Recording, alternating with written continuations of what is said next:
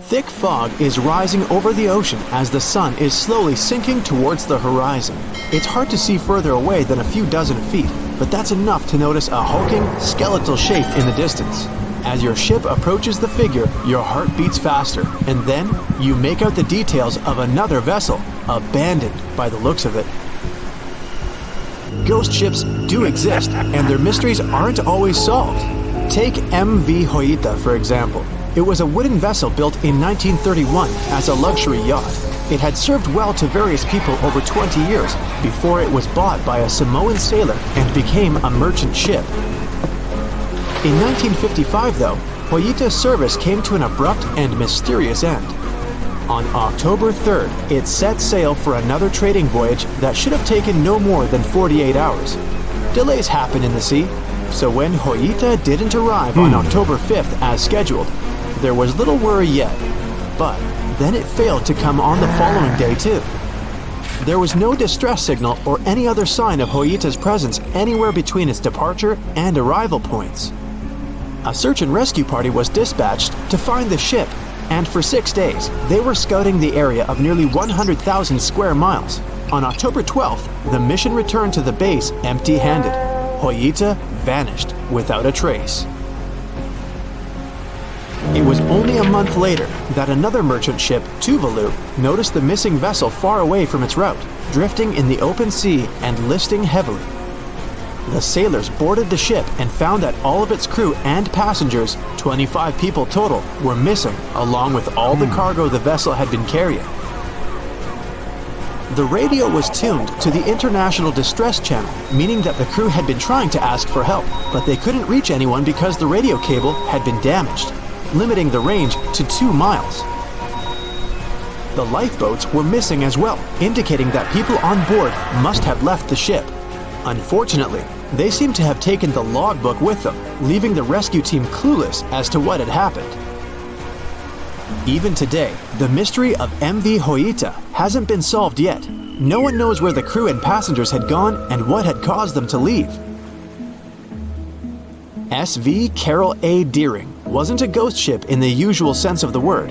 There are no sightings of it in the open sea. Instead, it was found on the shore, but the circumstances of it running aground are a puzzle shrouded in mystery.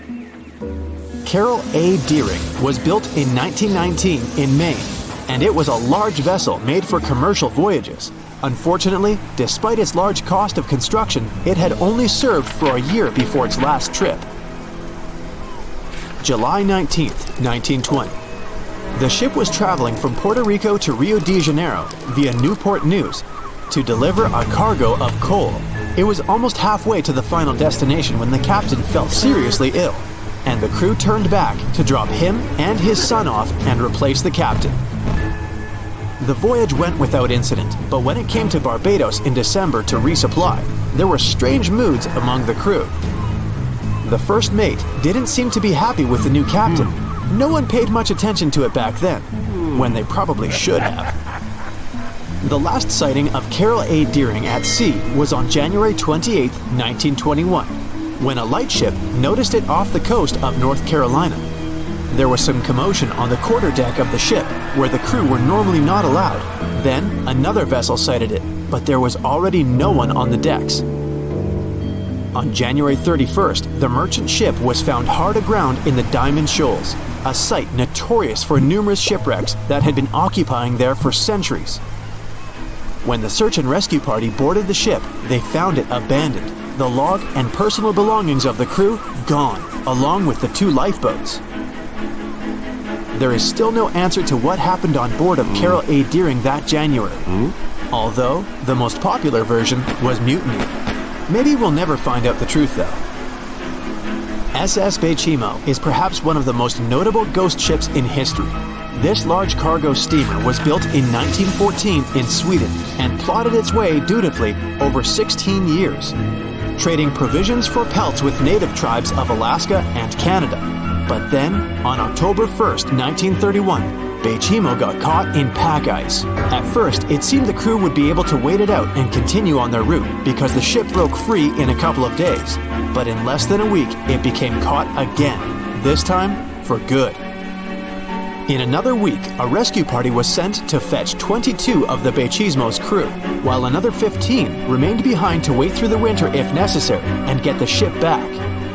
But a month later, after a powerful blizzard struck their camp, the sailors went out of their shelters only to find the ship gone. Luckily, a few days later, a native hunter told the Bechismo hadn't been lost yet. He'd seen it about 45 miles from where they had been stationed. They managed to track it down, but decided the ship wouldn't survive the winter. So they took the most valuable cargo from its hold and abandoned it. They were wrong though. SS Bechismo did survive that winter, and many more that followed. When the ice broke, it sailed away on its own, drifting listlessly along the shores of Canada and Alaska. There were numerous sightings of the ghost ship, sometimes adrift in the open sea, and at other times stuck in the pack ice again. People attempted to board and salvage it, but weather conditions or lack of equipment always prevented them. SS Bechismo was last sighted by native Alaskans in 1969, 38 years after its abandonment. What became of it later remains unknown. The story of SS Orang Medan is one of the most puzzling and harrowing ghost ship stories of the 20th century. No one even knows for sure if the ship even existed in the first place. It wasn't recorded in Lloyd's Shipping, the International Register of Ships, which makes it either a tall tale or a vessel that avoided being officially recognized for some shady reasons. In any case, the accounts as to what happened to the Medan vary. According to most reports, it was carrying some unknown cargo in the Indonesian waters when a distress call was received by another ship in the vicinity. The officer on duty heard an SOS message, but its contents are different depending on the accounts. The message did not repeat, and the crew of Medan didn't answer to any attempts to contact it back. The ship that received the distress call hurried to the rescue, but they only reached the vessel the following day, when it was already drifting and slightly listing. When the rescuers boarded the ship, they found that none of the crew had survived. However, one lifeboat was missing, which implied that there was at least one crew member who managed to escape. What happened to the rest of the people on board remains a mystery to this day. Still, there are no hard facts about this story, so we might never find out whether SS Orang Medan was actually a ship and not a thing of fiction. SV Zabrina was a three-mast sailing barge built in 1873 for river trade ships in South America. She served for well over 4 decades, proving to be a sturdy and reliable ship. It was later transferred to Europe, where it continued serving its purpose well. But then, in October 1917, Zabrina set sail on a regular voyage only to be found ashore several days later. Mysteriously, although the ship was perfectly intact, the entire crew of 5 and the captain were gone. There is no direct evidence or hard facts as to what really happened that day. The most convincing theory is that the crew were washed away from the deck because of an underwater explosion. And then the ship sailed ahead without them, but the truth, as always, remains unknown.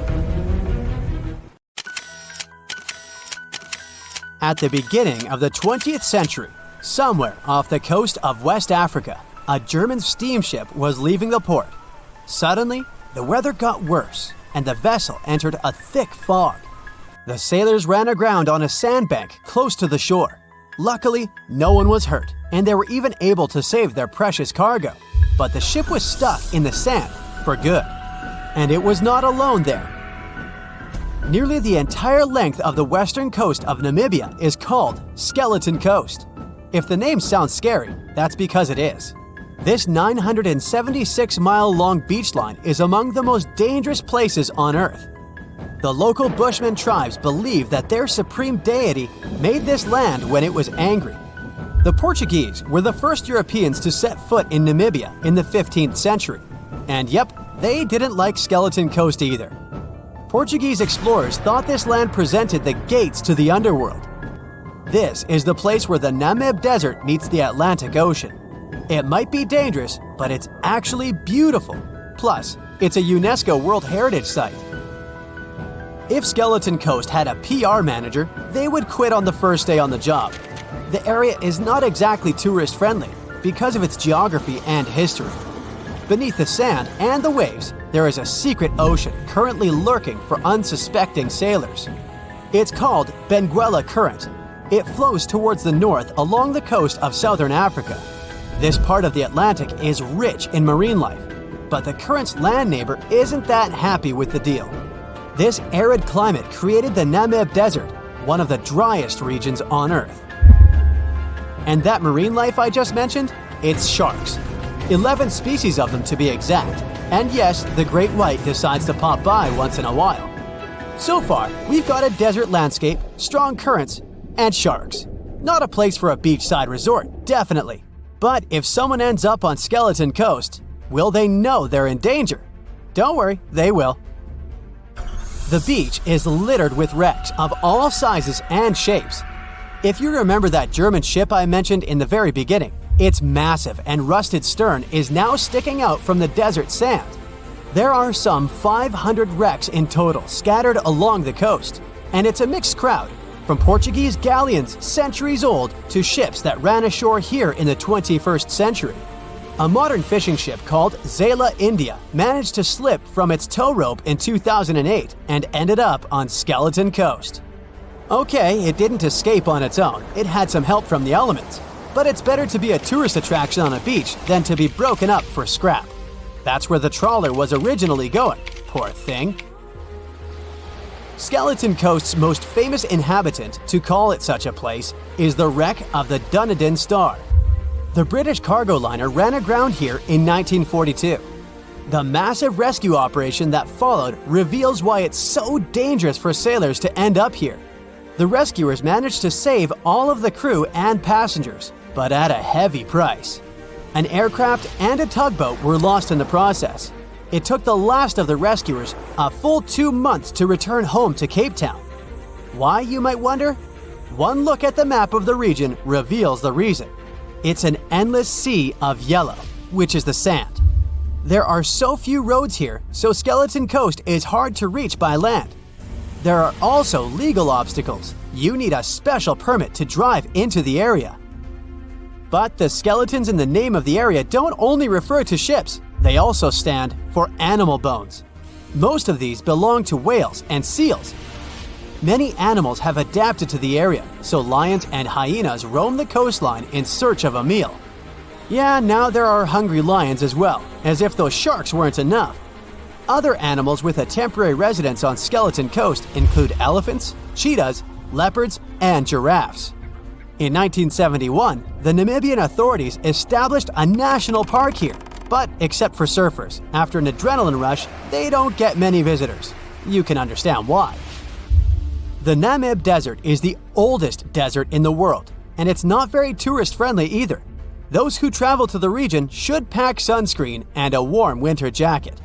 A weird combo, right? Well, not so much when you think that during the day, temperatures soar over 110 degrees Fahrenheit. At night, the air temperature drops below freezing. What a climate roller coaster! And that's not the final danger. Yep, there's more. Remember how that German ship got lost in thick fog? Yeah, it wasn't a one-off event. Because of the region's climate, fog shows up frequently. Sailors should cover their ears now, but this fog is actually good for wildlife. This is their only source of water in the Namib Desert. Reptiles and mammals have adapted to the harsh climate. They use as little water as possible. Shifting sands, thick fog, strong currents, lions, and sharks. Not the stuff you would put in a tourist booklet, but Skeleton Coast isn't the only beach on Earth you wouldn't want to spend your vacation on. I will take you to Cape Tribulation in Australia. The area covers some 48 square miles in the northwestern part of the continent. And no, the area is not as dry as Skeleton Coast. It's part of the Daintree rainforest. You could say that here, it is the rainforest, not the desert that meets the ocean. The beach at Cape Tribulation is straight from a postcard. But looks can be deceiving. Australia? Probably sharks. No, crocodiles are out here to get you if you decide to go for a dip in the sea. There are saltwater crocodiles that the locals call salties. Well, that's a cute nickname for such a dangerous reptile. And it's not just them. The wildlife seems to have a beef with visitors. From October to June, the waters around Cape Tribulation are full of box jellyfish. Their venom affects the human cardiovascular system. When touched by a jellyfish out at sea, swimmers won't have enough time to reach land for help. Vinegar helps neutralize the sting, so you might want to keep a spare bottle in your luggage. Crocodiles and jellyfish sound dangerous, but there's one more animal you should look after. It's the wild boar. It might sound funny, but you won't laugh when you're being chased by one of these across the beach. 21 million wild boars live in Australia. They're mostly active at night, making it even more dangerous if they charge at you. The best defense is running in circles. Wild boars can't cut corners well. That's probably why we don't see many of them taking up careers as race drivers. Cape Tribulation has one last danger installed for you, and it's not an animal. Out here, even the trees are plotting against visitors. The stinging tree got its name for a reason. If you try to pick one of its beautiful red berries, it'll fight back. Its prickles are like tiny glass shards. The less than pleasant effect on your skin will last for a month. Then there is this wait a while bush. Who keeps naming them like this? This long vine has spikes that grab hold and just don't let go. They are so strong they can pull a human off a horse. You'll have to wait for someone to come by and save you from this thorny grabber. If you are about to cross this Australian beach from the vacation list, hold on for a second. Tourism is booming here.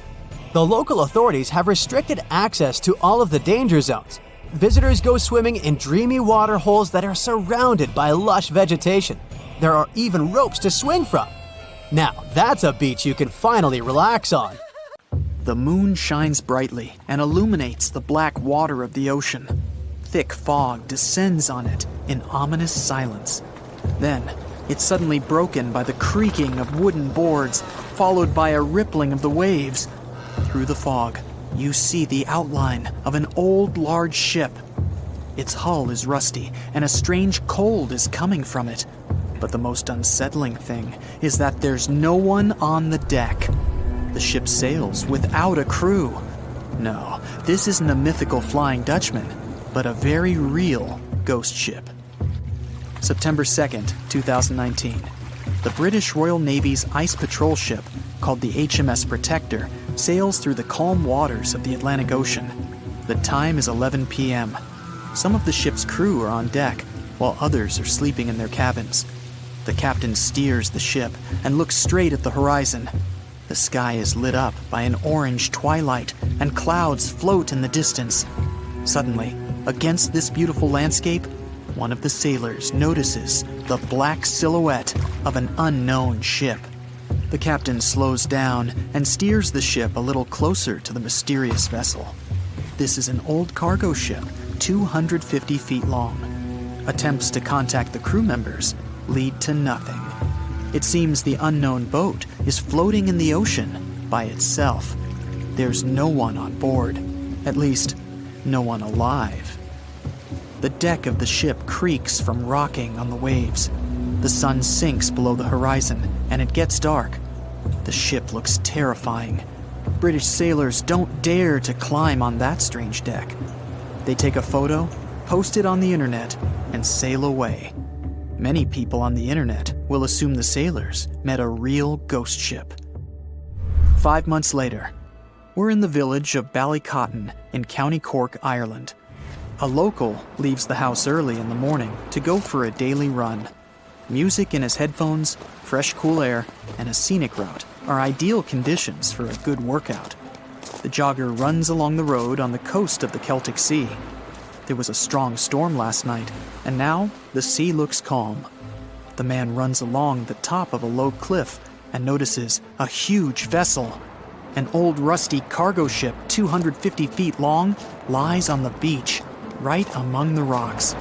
No people on board. It seems the ship has been here for ages, but the local is sure this vessel wasn't here yesterday. A little later, it turns out this is the same ship that the sailors from the HMS Protector saw 5 months ago, thousands of miles from this place. The cargo ship, called the Alta, was built in 1976. Nobody knows who used it all this time and for what purposes. It's only known that in 2017, the ship was purchased by a new owner and marked with the flag of Tanzania. It's important to say that almost all cargo ships are equipped with AIS, Automatic Identification System, which is needed to track ship movements in the ocean. Since 2015, something strange started happening with the Alta's AIS. The ship disappeared from the satellites, then reappeared again. Over the past few years, this ship had changed several names and flags. It's not surprising that its AIS shut off and turned on numerous times. It's said that some of those who disable AIS on their ships do so to hide outlaw activities. The ship's captain, whoever it was, clearly didn't want to show the Alta's movements. As AIS showed in 2017, the ship had sailed near Greek port cities. The Alta made 12 stops in 3 such cities in different parts of Greece. Then, the AIS signal disappeared, and 10 months later, the Alta reappeared near the northern coast of Africa, 1,200 miles from Greece. In September of 2018, the ship was sailing about 1,400 miles southeast of Bermuda, and at that time, the crew members started having problems. There were 10 people on board the Alta. On September 19th, the ship's engine failed right in the middle of the Atlantic Ocean. The nearest shore was very far away. The ship began to drift. As days passed, the crew couldn't fix the vessel. Food supplies were running low. The crew started to panic and tried to contact someone. The situation got worse as a strong hurricane was approaching the place where the ship broke down. Crew members contacted the U.S. Coast Guard. On October 2nd, a helicopter headed towards the ship. Food and water were unloaded on the Alta. This was enough for the crew to bide their time for several days. About a week later, a rescue boat sailed about 1,500 miles to reach the Alta and help the stranded sailors. Shortly before the start of the hurricane, American rescuers succeeded. The entire crew of the wrecked ship was taken to Puerto Rico. The Alta remained drifting in the ocean. After a while, another ship arrived to tow it to the coast of Guyana. Then, something went wrong again. The ship was hijacked. Who did it and why remains a mystery to this day. But then, for some unknown reason, the thieves decided to abandon the ship and left it to drift in the ocean. For almost a year, the ship's location couldn't be tracked. Then, in September 2019, the vessel was found by the British Royal Navy. How the Alta was able to cover the distance across the Atlantic and wash up on the coast of Ireland is unknown. An investigation has been launched in Ireland. It's necessary to identify the owner of the vessel and find a responsible person to take on the task of towing it. But no one has since been found. Once, an unknown person called the Irish authorities and introduced themselves as the owner of the ship, but didn't provide any evidence. Several barrels of oil were found on board the Alta. To dismantle the ship, the Irish authorities will need to spend about 10 million euros. Local residents are annoyed by the wreck too. Corroding metal is bad for the environment, and kids have already snuck on board and posted a video on the internet from inside the abandoned ship. The further fate of the Alta remains unresolved. It's still lying there. That ship sailed in the ocean for just 2 years. Now imagine if some other managed to drift for 38. In all that time, no one could catch this ship, and people still seek it. That vessel is called the SS Bechimo. It was a merchant ship owned by a Canadian trading company. In 1931, the ship got stuck in ice off the coast of Alaska. A strong snowstorm began. The team waited a week for it to end, but the storm only intensified. One day, the weather improved a bit, and part of the team was evacuated to the nearest city. Another part of the crew, with the captain, set up camp near the ship. The storm started again and didn't stop for a long time. The blizzard was so heavy that the ship's captain couldn't see beyond his arm's reach. Finally, when the storm was over, the captain saw that the ship simply vanished. He decided the Bechimo sank during the storm. A week later, the ship was found, drifting near the place where it was lost. The hull of the ship was damaged so badly that it was unsafe to sail on it. The captain decided to abandon the ship. However, it didn't sink. For the next 38 years, it was drifting at various points along the Alaskan coast. Several times, people climbed on the ship, including native Alaskan residents and a group of researchers. Attempts to save the vessel from the sea ended in failure. The salvage operations were hampered by drifting ice and bad weather. The last time it was seen was in 1969. The ship was frozen and blocked by the ice. In 2006, the government created a special project to find the Bechimo. However, in all these years, the ship still hasn't been found.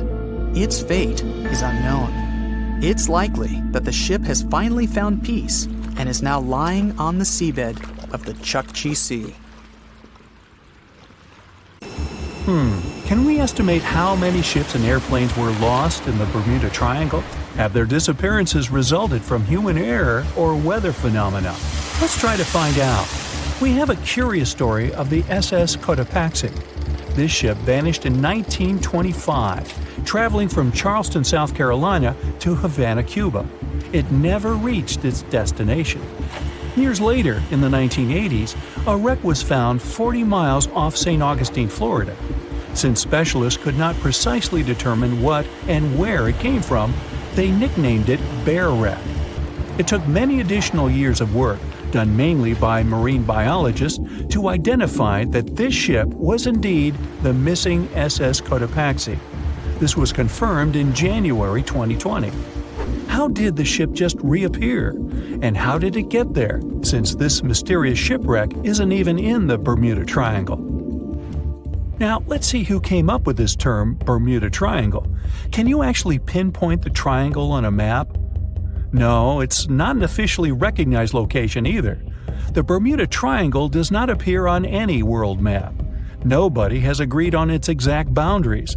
There are only assumptions with approximations of the entire area, ranging between 500,000 and 1.5 million square miles. By all approximations, the region has a vaguely triangular shape. In 1964, an American author named Vincent Hayes Gaddis first came up with the idea when writing an article for Argosy magazine. He used the Bermuda Triangle to describe a triangular region that has destroyed hundreds of ships and planes without a trace. It is pretty hard to get the number of lost ships and planes because some ships and aircraft have gone missing without leaving a trace. Their wreckage in the region has not been recovered, but the recorded stories should help us. Legends about the Bermuda Triangle date back to the 15th century, like that of the Italian explorer Christopher Columbus. When sailing through the Atlantic waters, he passed by this location in the late 1400s. In what we now know as the Bermuda Triangle, he saw a huge flame that seemed to just crash into the ocean. Later, he saw an unusual light flashing in the distance at the exact location. Like many other sailors since then, his compass had severe malfunctions. Flight 19, a Navy plane on a routine schedule back in 1945, also started the Bermuda Triangle legend. It was commanded by Lieutenant Charles Taylor, and it's recorded that he just got lost in the triangle for no reason. Since pilots had no GPS back then, they had to trust their compasses and keep track of how long they'd been flying in a specific direction and their speed. Shortly after completing the task, both of the compasses on board stopped working correctly. Records found after the plane's disappearance also indicate that Taylor didn't have a watch on that particular day. The initial report stated that pilot error was to blame for this unfortunate event. However, because people weren't satisfied with this outcome, it was changed to causes or reasons unknown after several reviews. One surviving pilot named Bruce Guerin suggested he went through an electronic fog while passing above the triangle, making him travel through time. In 1970, when this incident happened, he was flying his aircraft when it was surrounded by two huge clouds that formed a whirlpool and spiraled. Like many others before him, he noticed that his navigation devices were malfunctioning. When he eventually made it out of those clouds, he discovered that his flight had only taken 35 minutes. It should have taken 75 in total. Since he had no other reasonable explanation for what he went through, he believed he must have been pushed forward in time. It's not only strange-looking clouds that have been seen above the Bermuda Triangle. In 2014, a pilot recalled almost colliding with a flying object that he could not identify whatsoever. Some of these strange encounters were even caught on tape. It's the case of an early 2015 flight whose passengers noticed a curious object just floating over the ocean. The pilots have yet to figure out what they actually saw back there. Okay, not all of the possible explanations have been this unusual. Oceanographers, for example, have also tried to explain why ships disappear around here. So they recently came back to one of their old theories: rogue waves. These are immense walls of water that just pop up suddenly. If multiple such waves rise simultaneously, they overlap like a wave sandwich. If one single wave can reach over 30 feet tall and happen simultaneously, it can create a rogue wave that can surpass 100 feet high. These types of waves can quickly overtake even the biggest of ships. Meteorologists came up with their own explanation too: hexagonal clouds. These unusual types of clouds can generate winds of up to 170 miles per hour. And they're pretty significant too, some reaching 20 to 55 miles across. As such, waves inside these wind giants can go as high as 45 feet. The Earth's own magnetic force might also have something to do with it. Within the Bermuda Triangle, compasses point to true north, the geographic North Pole, rather than magnetic north, the shifting magnetic North Pole. Some have even explained that since these two perfectly overlap in the Bermuda Triangle, it can cause a magnetic phenomenon that could make navigational devices malfunction. It's called the agonic line.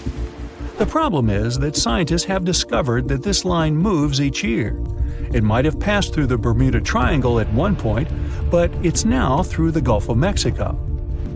Other strange natural phenomenon found along the coast of Norway could help explain why the Bermuda Triangle has claimed so many ships. There are some deep craters there, measuring up to half a mile wide and are 150 feet deep. Scientists believe they were created by methane gas bubbles. This gas seems to be leaking from deposits hidden deep in the seabed. Once the gas reaches a certain quantity, it bursts to the surface and causes eruptions. So, do pilots and ship captains actually avoid this area today? Could this explain why there are fewer ships that get lost there nowadays? But if you've ever flown from Miami to San Juan, Puerto Rico, you probably know that's not true. As for ships, if people would avoid the Bermuda Triangle, nearly all Caribbean vacations would be spoiled. To this day, there are a lot of flights that go over the Bermuda Triangle, so it's clear nobody is avoiding it. This place is one of the most heavily traveled shipping lanes in the world. Nowadays, the Bermuda Triangle has heavy daily traffic, both by sea and air. But the Bermuda Triangle is indeed subject to tropical storms and hurricanes that happen very often. Let's also keep in mind that the Gulf Stream, a strong ocean current that causes sharp changes in local weather, passes through the Bermuda Triangle. Besides, the deepest point in the Atlantic Ocean, the Milwaukee Depth, is also located in the Bermuda Triangle. The Puerto Rico Trench reaches almost 27,500 feet at the Milwaukee Depth. So, if you think about it, the whole mystery is a perfect combination of human error, bad weather, and a lot of ship traffic. This was confirmed by data provided by the U.S. Coast Guard. If you look at percentages, the number of ships or planes that go missing in the Bermuda Triangle isn't different from anywhere else. Disappearances do not happen more often than in any comparable region of the Atlantic Ocean. Official statistics say around 50 ships and 20 airplanes have vanished while traveling through this region. So that's another reason why the total number is so hard to pinpoint. Nobody could describe its rescue in official records if a boat was reported missing. There are also some events that, it turns out, didn't happen at all, adding to those false reports, like that of a plane crash back in 1937 off Daytona Beach, Florida, that local papers surprisingly revealed nothing about. The year was 1854, and the SS Arctic, the fastest passenger liner of its time, set out to cross the Atlantic. As it sailed through the misty veil, it slowly disappeared into the unknown. The Collins Line, an American shipping company, was started in 1818 and only began seriously trading in the transatlantic by 1835. Its steamships crossed the Atlantic from Liverpool to New York within just 10 days. Doesn't sound like a great speed today, I know, but back then, the same thing took other ships several weeks. Light on the water with their wooden hulls, powering through with a strong steam engine, those steamships were the favorite choice for many high-profile people. What could go wrong with such an advanced ship, they thought. This reminds me of some other ship everyone believed to be unsinkable. But anyway, back to the Collins Line. It grew to be a serious contender on transatlantic routes, with only one other competitor, the Cunard's Line. It was a British company also aiming to be the main force through the Arctic Passage. In 1835, the company received a new ship that traveled to Liverpool and came back to New York with the largest cargo ever at that time. From then, the Collins Line was steadily growing.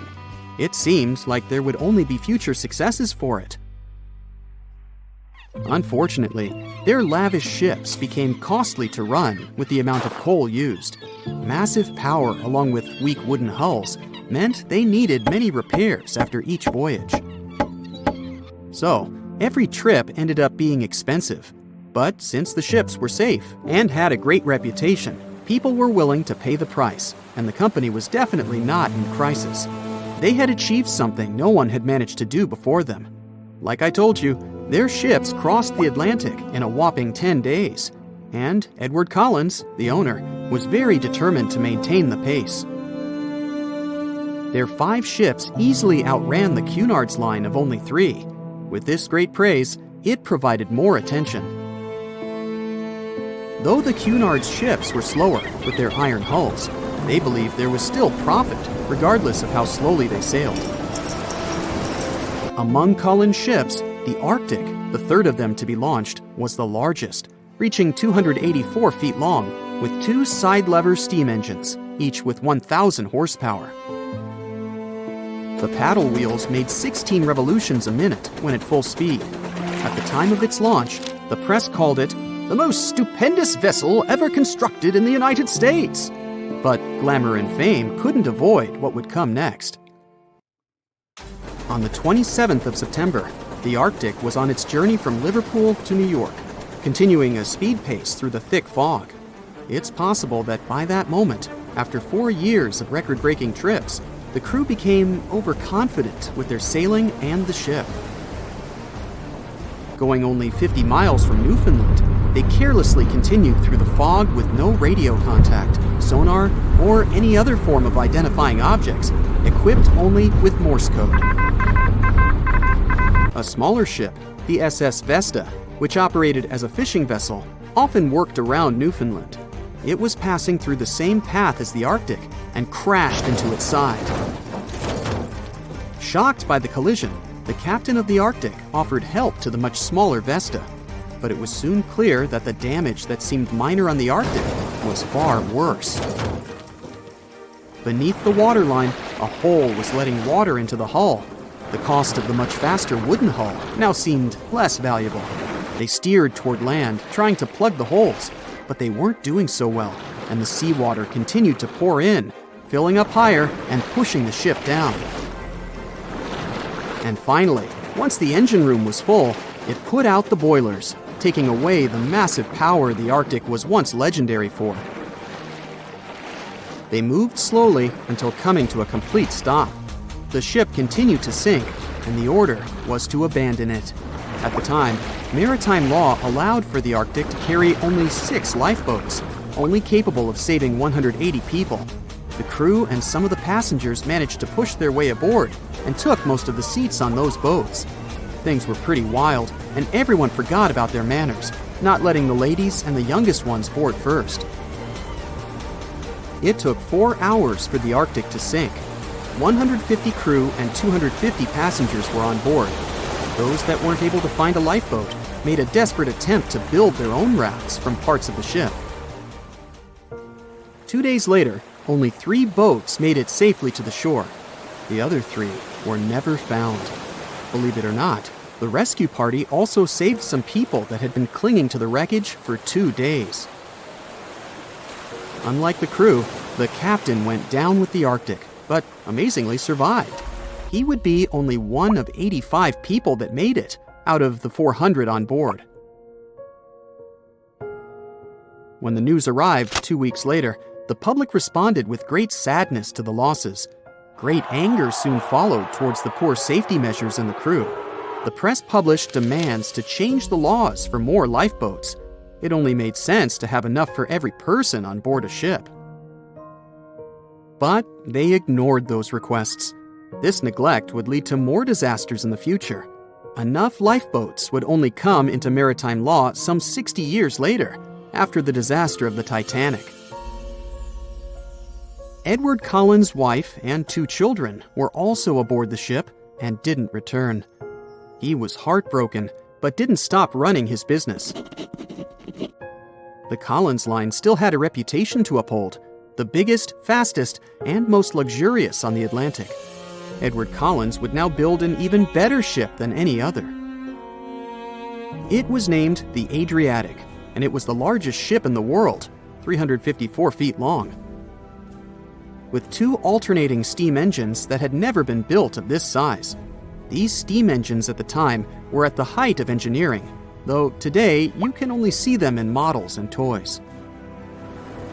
With the new addition of 2 masts, the Adriatic would also be able to sail if needed. Luckily, they made some lessons from the disaster of the Arctic. But before their new ship, the Adriatic, was built, another disaster had occurred. The sister ship of the Arctic had also sunk. They believe this second ship was desperate to stay in front of the Cunard's line and hit an iceberg somewhere during the race. This weird contest took the lives of 141 people. The desperation of Collins and his weakly built hulls pushed the company towards bankruptcy in 1858. The newly built Adriatic, costing over $1 million, had only made 1 voyage in the end. And even that voyage was considered a disaster. The ship collided with a tugboat. It still managed to finish its maiden voyage at a suitable time. After the company had gone bankrupt, they had to sell the ship for only $50,000. They removed the great giant engines, replacing them with only sails. Although it was once the greatest ship on the high seas, it was only 30 years later until it was abandoned, labeled irreparable, and anchored in a river. The other remaining ships were also sold and only used for parts. Edward Collins left the industry altogether, seeking work on dry land instead. As the Collins line was no longer in the mix, the Cunards would grow in strength. Without competition, they would win the Blue Ribbon for the next 30 years, and 180 years later, after producing hundreds of ships. They still have a constant presence on the seas as they provide transatlantic crossings, world voyages, and leisure cruises.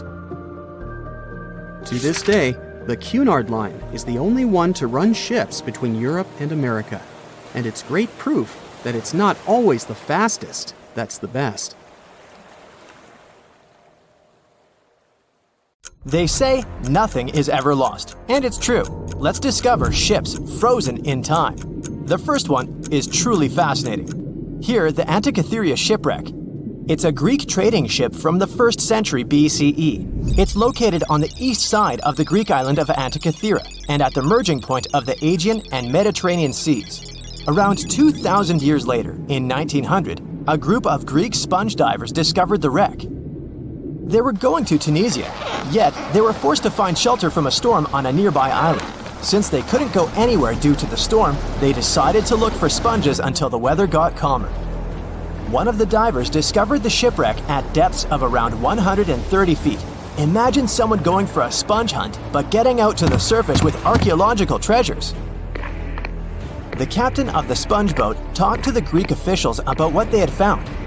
The officials sent 2 ships to the wreckage. The salvage operation was successful, and discoveries are now in Greece's National Archaeological Museum in Athens. The findings included 3 life-sized marble horses, jewelry, coins, and hundreds of works of art, including a 7-foot-tall colossus statue of Hercules. Among these treasures, Antikythera ephebe, a bronze statue of a young man, caught more attention. Because the ephebe doesn't comply with any familiar iconographic model, and there are no known copies of his type, he held a spherical object in his hand. Scholars have different theories of who that person could be, but they are not in a consensus yet. More than 70 years later, Jacques-Yves Cousteau and his team went to the area and recovered hundreds more artifacts and the remains of 4 people. Interestingly, they discovered a complex set of interlocking gears, capable of predicting the movement of the sun, moon, and several planets. The mechanism can also show the times of solar and lunar eclipses years into the future. Think of this Antikythera mechanism as an early computer calendar, to plan significant events like agricultural activities, religious rituals, and Olympic Games. These artifacts found in the Antikythera wreckage are some of the most important findings in modern archaeology. Just the Antikythera mechanism itself has changed our perception of the limits of ancient technology. The mechanism has a sophisticated design and was made over 1,000 years ago. After all these amazing discoveries, experts believe that the wreckage site has remained largely unexplored, and is mostly because of its location and the landscape of the seafloor on which the ship rests. The wreck is too deep for scuba divers but too shallow to use something like a submersible. A survey made on the seafloor in 2012 showed evidence of a second wreck about 800 feet to the south. It's clear that this area has a lot to offer humanity. What would happen if those sponge hunters didn't go to the area? Scientists found a shipwreck in Antarctica at the bottom of the Weddell Sea, 107 years after it sank. The name of the ship was Endurance, and it was the lost vessel of Antarctic explorer Sir Ernest Shackleton. Scientists who laid eyes on it decades later say it is among the greatest undiscovered shipwrecks ever. That is why they filmed the whole discovery. The video shows the remains of the Endurance and proves it is still in remarkable condition. It has been sitting in 10,000 feet of water for over a century, yet it looks like it sank very recently. So the story goes like this. The ship was crushed by ice and sank in 1915. Shackleton and his crewmates had to escape by themselves in small lifeboats. From then on, it was all about survival. Shackleton imagined to get his crew to safety. Then, the ship sank. Yes, this is a pretty impressive story. But why did scientists prize this ship? Firstly, Shackleton's Imperial Trans-Antarctic Expedition sailed to make the first land crossing of Antarctica. Yes, the crew was trapped in ice, but the intention was important. Secondly, it's about the challenge itself of finding the shipwreck. The Weddell Sea is almost always covered in thick sea ice. The same ice that made the Endurance sink. Getting near the presumed sinking location is super hard, let alone being able to conduct research. Experts of the modern expedition team foresaw the time when the lowest extent of Antarctic sea ice would come using satellite images. They realized that the weather was in their favor to start an expedition. Dr. John Shears said that they have successfully completed the world's most difficult shipwreck search, fighting against constantly shifting sea ice, blizzards, and temperatures decreasing to -0.4 degrees Fahrenheit. Yeesh, I can't imagine the worst conditions in Antarctica if these conditions are in their favor. Lastly, look at this. It's timbers. They're very much intact. Plus, you can read the ship's name. It's still visible. Marine archaeologist Menson Bound says that this is the finest wooden shipwreck he has ever discovered. He has 50 years of career experience, so I believe the guy. So how come the wood is not rotten? Dr. Michelle Taylor, a deep-sea polar biologist, said that there has been little wood deterioration because the wood-munching animals are not in this forest-free region of Antarctica. Workers of a coal mine in East Serbia discovered 3 shipwrecks that had been there for at least 1,300 years. The largest shipwreck is an ancient Roman fleet. It's around 50 feet long with a flat bottom. It's estimated that the ship could carry a crew of 30 to 35 people. Looking at its hull, you can see the marks of repairs. Wow, this one had a lengthy career. You know, it gives us insight into more than 1,000 years ago. The two smaller vessels, on the other hand, match descriptions of boats used by Slavic groups to attack the Roman frontier. These two have been discovered under mud and clay in an ancient riverbed. Apparently, in those times, there was a Roman base in a place called Viminacium City. Interestingly, Viminacium was a provincial capital with an estimated 40,000 inhabitants in the 4th century CE. For comparison, it was even larger than Pompeii. The Kostelach coal mine is a center of hidden gems. Archaeologists had found evidence of ancient human and animal activity here before. For instance, in 2012, experts found bones of at least 5 woolly mammoths, which went extinct about 10,000 years ago. Canadian archaeologists found a ship 150 years after it went missing in the Canadian Arctic waters. This merchant ship is called HMS Investigator. It was purchased in 1848 to search for the explorer Sir John Franklin's ship that got lost in the Northwest Passage expedition. So, HMS Investigator left Britain in 1850 for this rescue operation. The expedition crew, captained by Robert McClure, sailed the Investigator into the water. He realized that he was in the final leg of the Northwest Passage, the sea route across North America. But before he could sail into the Beaufort Sea, the 122-ton ship itself got stuck in the thick ice. The crew spent the winter over the Prince of Wales Strait. The following summer, McClure tried again to sail to the end of the passage, but the ice blocked his way once more. Here, too, the crew was forced to leave the ship. He steered the crew into the Bay of Mercy. There, they were to remain until 1853 when the crew of the HMS Resolute rescued them. Imagine a crew of 60 people who had to spend 3 winters in the Arctic without even knowing if they would survive. Later on, the ship was found sitting upright in about 36 feet of water. It was in very good condition. Arctic water has prevented the outer deck of the vessel from deteriorating quickly. The outline of the ship and its timber can be clearly seen. Plus, archaeologists have uncovered artifacts on land left by the sailors. They had unloaded everything before abandoning the Investigator. 3 sailor graves and 1 British naval shipwreck had also been discovered in the area. I wonder what else they could find there. Wow, it's the only place where 1 minute you're learning 17 natural ways how to get rid of houseflies, and the next, you're taking an epic journey straight into a black hole. More than 10 billion, with a B, views in total. That's 47 billion minutes watched, or more than 70,000 years. That's all the way back to the Ice Age. No, I wasn't around then. 40,000 videos, hundreds of topics, and most importantly you, a whole 44 million of you. Our viewers. We could populate an entire country if we wanted to. We'd like to continue helping you learn and giving you useful skill improvement tips. Got a thirst for knowledge? We've prepared 4 masterclasses on creating a 2D character animation from scratch, 10 hours of video lessons, practical tasks using professional software, and additional materials that you can use with your own projects. Get the full course now and create your own animated masterpiece. No matter what happens, don't stop! We almost got it! 2 treasure seekers are digging frozen ground in a cornfield at night. It's raining hard, lightning is flashing, but these 2 guys keep working. And now the shovel hits something solid. No way! A treasure chest! They start digging faster and find a piece of a ship's engine. What the? Far from the seas and lakes, somewhere under the fields of Kansas City, they found a giant sunken ship. How is this possible? Now you'll see. Some people spend their lives searching for shipwrecks with treasures underground. One of them is explorer David Hawley. He's been looking for such ships far from the seas, rivers, and oceans for many years. He does this because he likes the feeling of adventure. The holds of these ships may contain chests of gold, antiques, and artifacts. And you can get a lot of money for them.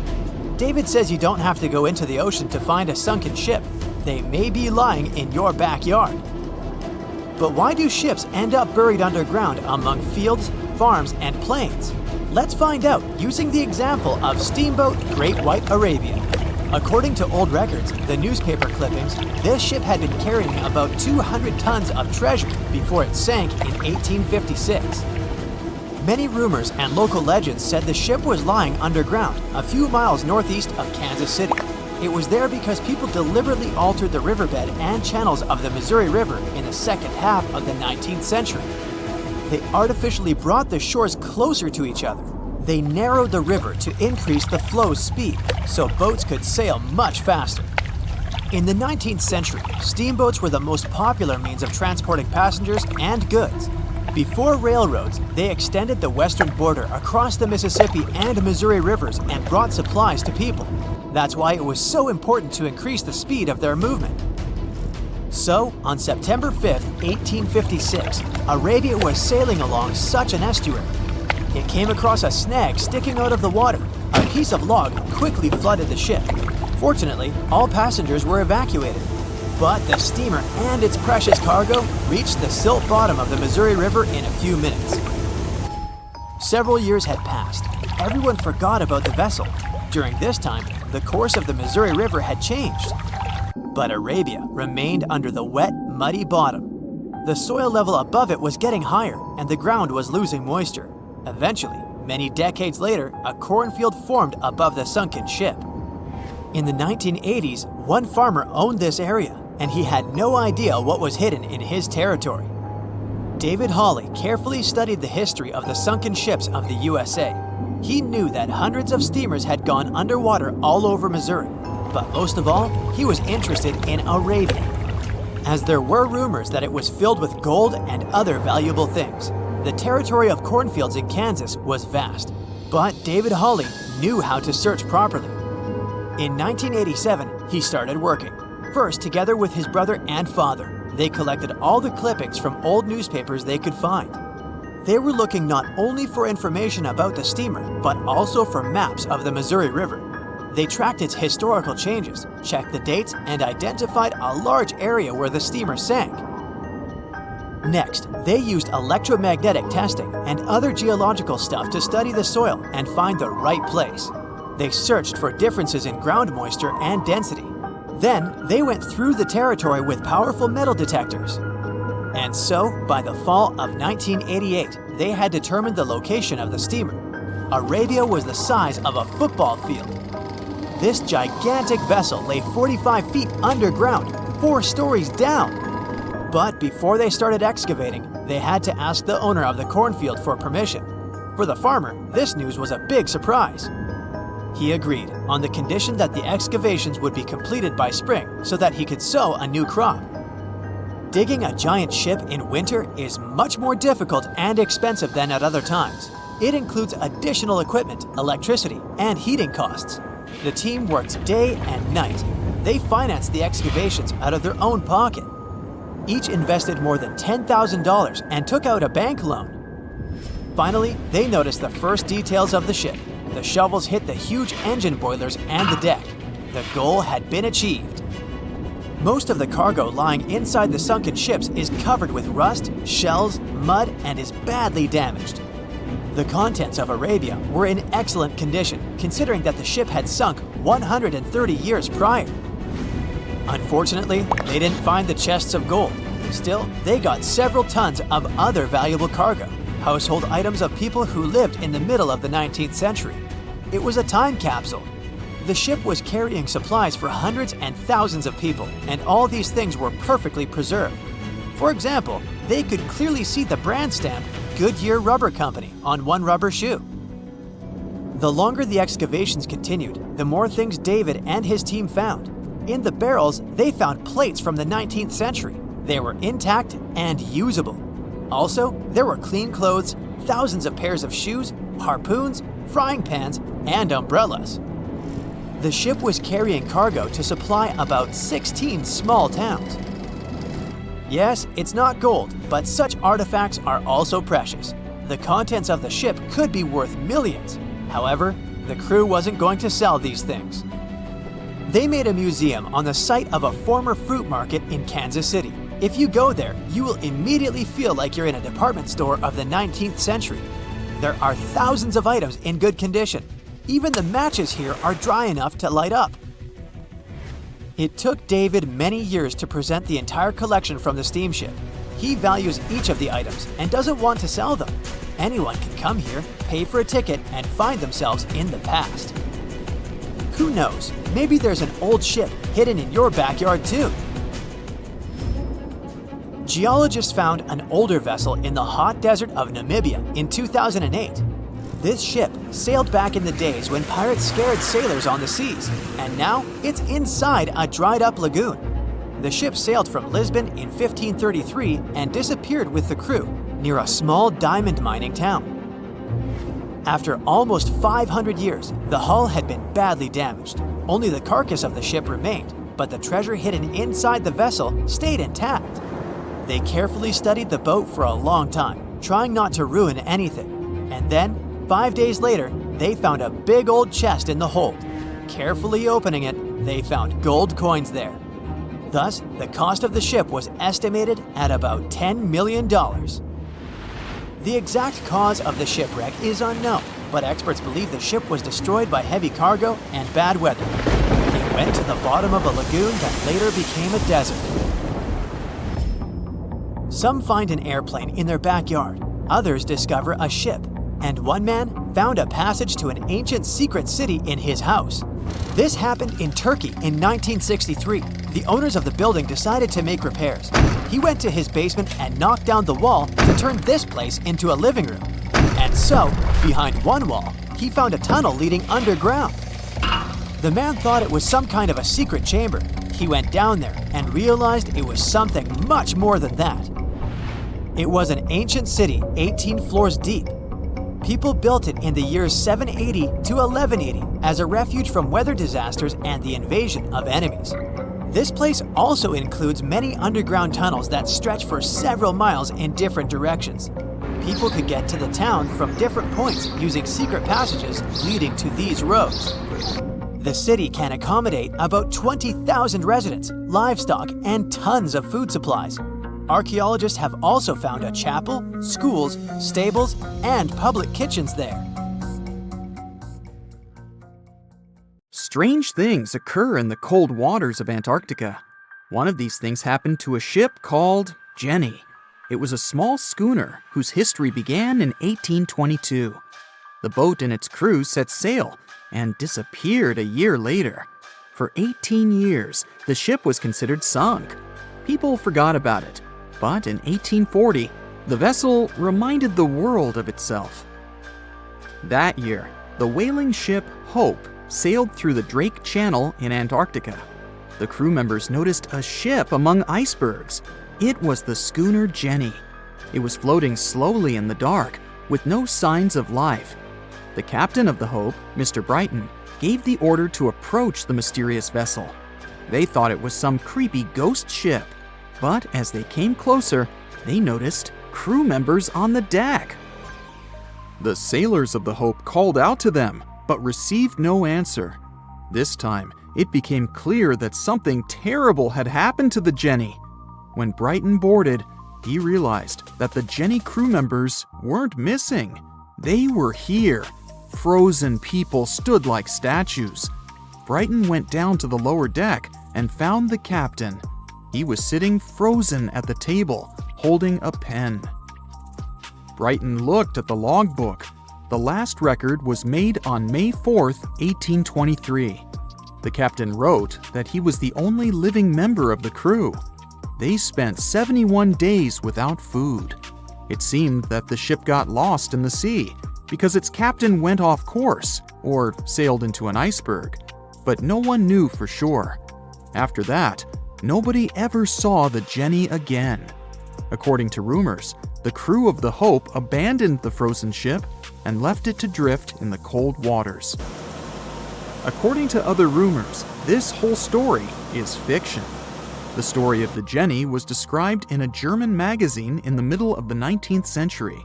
Still, there was no further evidence of the ship's existence. Already in our time, Cambridge University decided to explore the case of the Jenny. The researchers discovered that one of the crew members of the Hope, who didn't disclose his name, told someone the legend of the frozen ship. Someone shared the story with another guy, and it was published in a German magazine called Globus. And that's all. There was no other evidence. One of the most famous ghost ships was the Mary Celeste, and there's no doubt about its existence. The history of this vessel was documented in court. People wrote about it in newspapers, but the most exciting thing is that the ship continued to be used even after 10 people disappeared from its deck. The history of the Mary Celeste began in Canada in 1861. When it was first built, the ship was called the Amazon. It changed captains several times, and it also hit some rocks. The boat was sold, bought, then sold again, repaired, and sailed under the name Mary Celeste. In 1872, it had a new captain, Benjamin Briggs. He was a decent, brave man with a lot of experience in navigation. He had a beloved wife, a daughter, and a son. When he went on his last voyage, he took his wife and daughter with him, and his son stayed in America. In November of 1872, the Mary Celeste sailed from the port in New York with 10 people on board and disappeared. 8 days later, another ship, the Dei Gratia, also left New York and followed the same route. Dei Gratia's captain, David Morehouse, noticed the Mary Celeste and immediately realized something was wrong. The ship was moving too freely, as if no one was controlling it. The captain tried to contact the crew members, but no one answered him. Then, together with other sailors, he climbed aboard the Mary Celeste. The ship was in good condition. There was no damage. The hold was slightly filled with water, but it could be easily pumped out. Everything seemed fine, but one lifeboat was missing. The crew members' valuables were in their cabins. The cargo was in the hold. The supplies of water and food were untouched. Judging by the records in the logbook, the ship was caught in a storm, but it was not too strong. Other ships also sailed through this storm, but nothing bad happened to them. The last record was dated November 25th, and it claimed that everything was fine. The sails of the Mary Celeste were slightly damaged, but perhaps it happened after the crew had disappeared. The whole ship was in excellent condition, but what made the people leave it? Part of the crew of the Dei Gratia stayed on board the Mary Celeste to bring it to dry land. Everything went well. They delivered the ship to the closest port. Next, the captain of the Dei Gratia appeared before the court and told about what had happened. However, the prosecutor and the judge didn't want to believe in the story of the Mary Celeste. They were sure the captain got rid of the ship's crew to get money for its cargo. According to the maritime laws of that time, if you found a ghost ship with valuable cargo, then a substantial part of this cargo belonged to you. So, many people thought that David Morehouse decided to earn some money. This version seemed to be more valid than the one about the mysterious disappearance of 10 people. Fortunately, no one accused the captain of committing a crime. They thanked him for his service and gave him a monetary reward. However, his reputation was damaged, which greatly affected his career, as many believed he attacked the crew of the Mary Celeste. But even after this terrible case, trial, and investigation, the story was not over. The Mary Celeste was still an expensive and efficient vessel. It sailed several times, but then one captain crashed it into the reefs to get insurance. The court revealed this deception and accused the captain of intentional property damage. The story of the Mary Celeste became famous all over the world. People began to build their theories, realistic and not. Someone believed the ship had sailed through the Bermuda Triangle, but this version was quickly refuted, as the route of the Mary Celeste passed thousands of miles away from the Bermuda region. Did the Kraken or another giant monster attack the ship? Nope. Since the boat was found in almost perfect condition, there were no signs of a struggle. One of the most popular versions was that the crew of the Mary Celeste stole some valuable cargo and sailed to Spain on the rescue boat. However, Those who knew Captain Benjamin Briggs said he was a good, honest man. Besides, he had a son in New York, and Briggs would never leave him. A more thorough investigation revealed that a series of accidental circumstances could have caused the disappearance of the ship's crew. Before its last voyage, the vessel delivered coal. Perhaps the pump intended for pumping water got clogged with coal after that, and when the ship got into a storm, the hold filled with water and the pump broke. The captain couldn't understand the amount of water because numerous barrels in the cargo hold blocked the view. Benjamin Briggs assumed it was dangerous to stay on the ship during a storm, so he evacuated with the passengers on a lifeboat.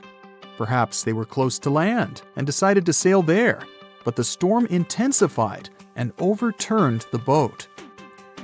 Also, one record in the log journal said that the chronometer was faulty. It was a device that helped to determine your location at sea using longitude. Briggs got lost and didn't know which way to sail. The storm was strong, and he couldn't determine whether the ship would sink. Perhaps Briggs decided to leave the ship in a rescue boat when he saw the coast of the Azores. The uniqueness of this ghost ship case is that, unlike many others, you can investigate it yourself. There's a lot of information about the Mary Celeste on the internet. There are documentaries and research articles.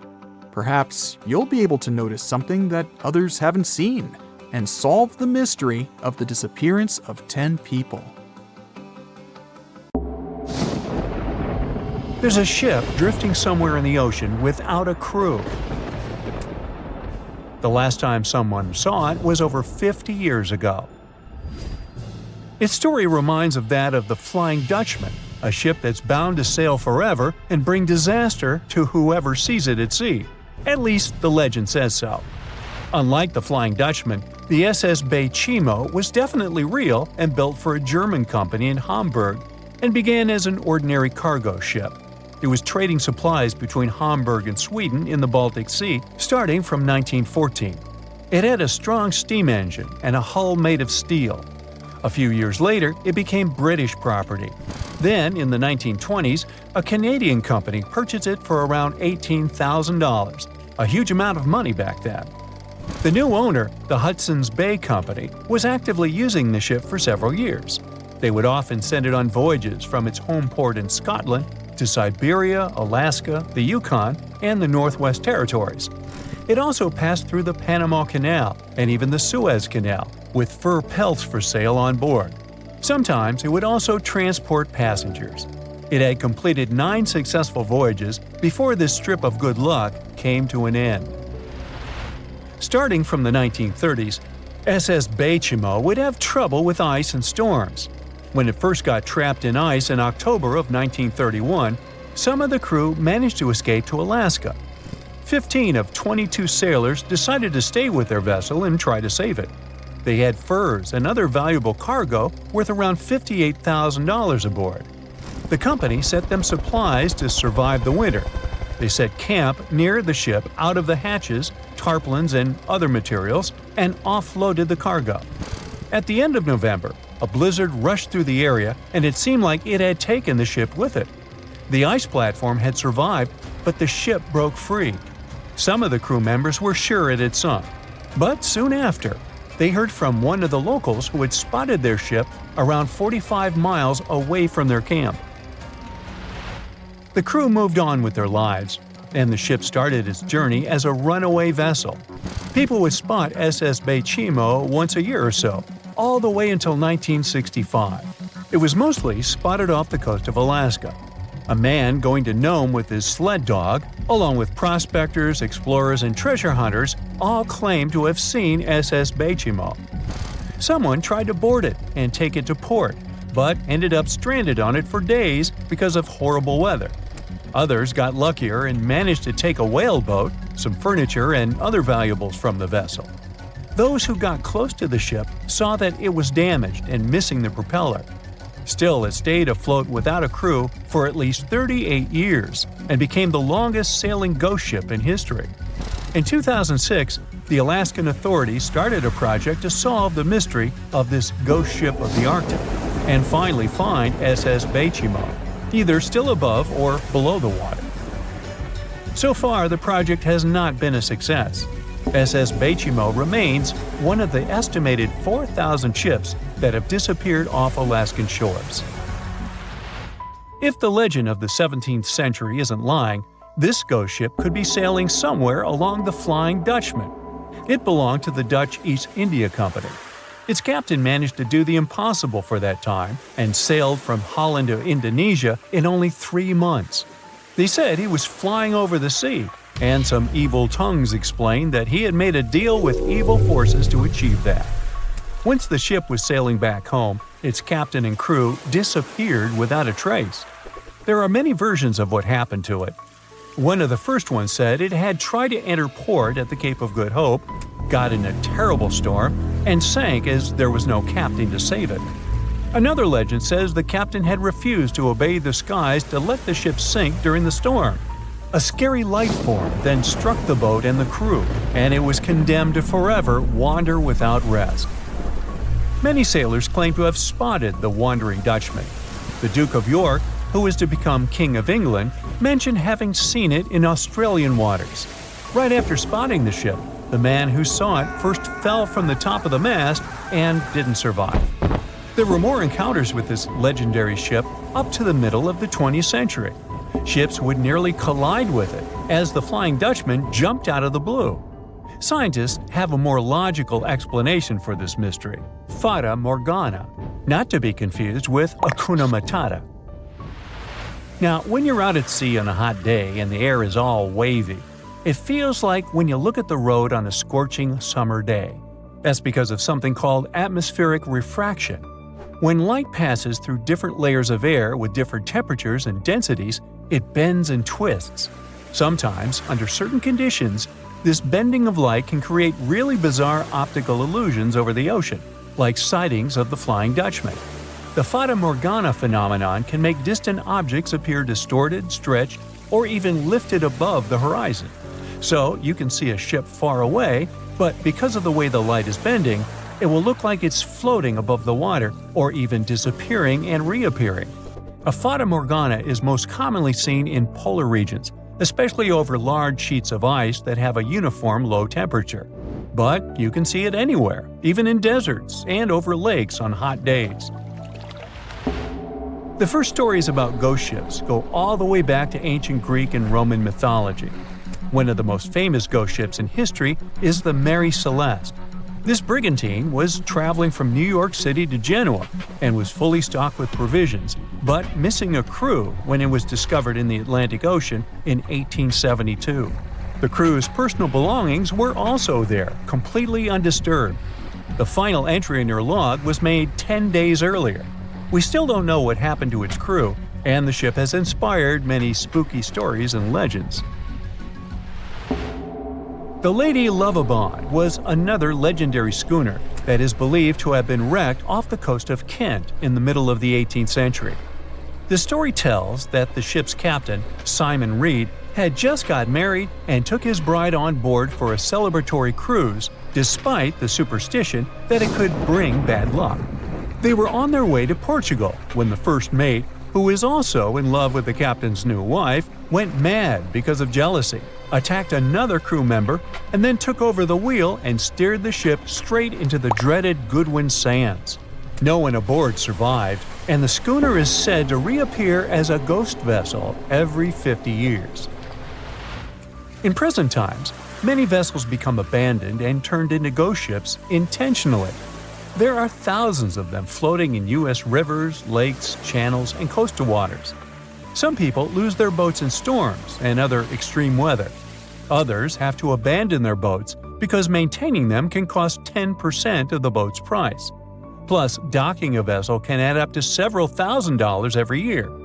Most boats have been made of fiberglass, so an owner can't just recycle them as scrap metal. So, once they want to get rid of it, they often tie it to a dock and sneak away, or leave it floating far away from the shore, or just try to sink it. When ghost ships sink in shallow waters, they can cause damage to coral reefs, mangroves, marshlands, oyster habitats, and wetlands. Plus, they can collide with unsuspecting regular ships and cause real trouble. So, don't do that. Enough said. Far out in the open sea on a perfectly calm day, a dot appears on the horizon. It grows in size as it gets closer, and soon you can see it's a ship. But when you look at it through the spyglass, chills go down your spine.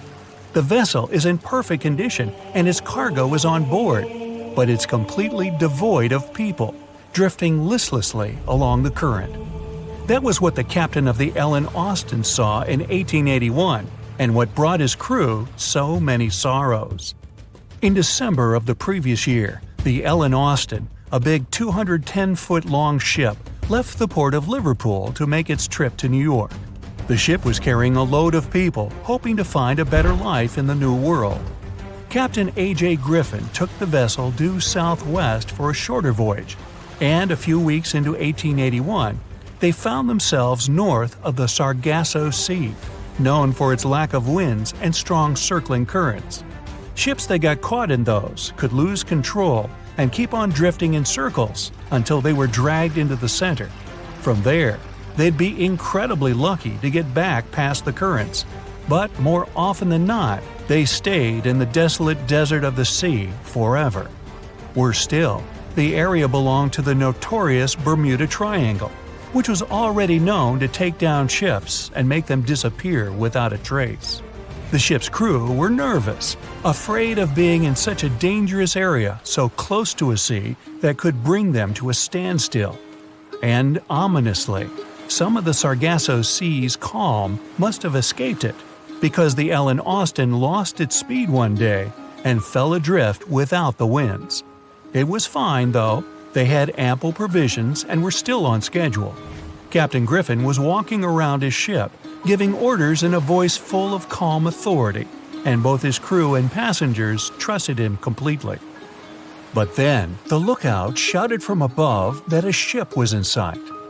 And indeed, when the captain looked in the direction the man was pointing, he saw a small schooner moving slowly into view and towards the Ellen Austin. As it came closer, it became apparent that the way the strange vessel moved wasn't right.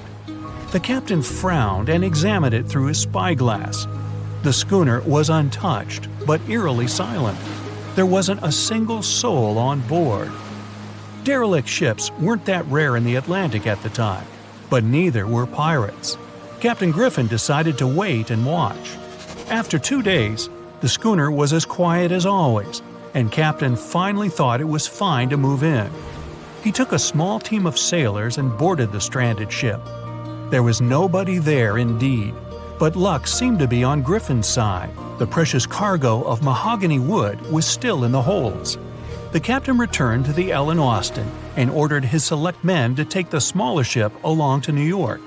The crew's spirits arose with the prospect of riches awaiting them upon arrival.